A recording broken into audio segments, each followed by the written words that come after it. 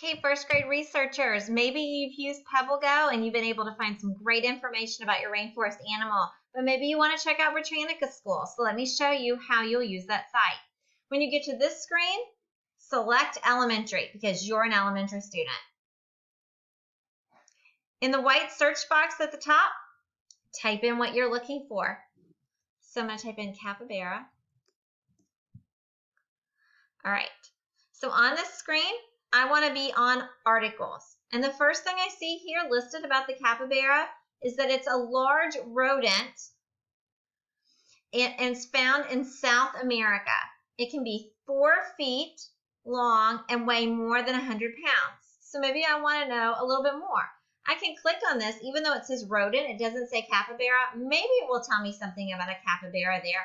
I'll need to listen and see what it tells me. So I'm going to click on it.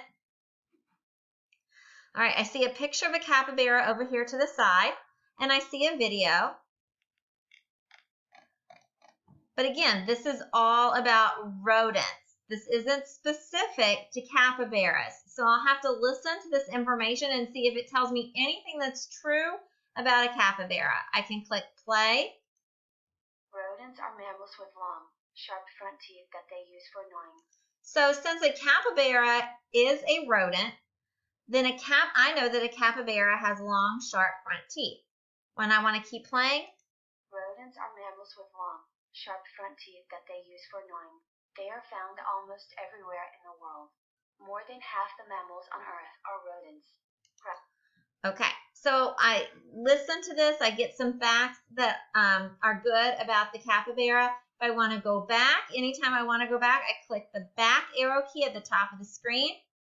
And it'll take me back to the next or to the first slide where I was doing my search, okay?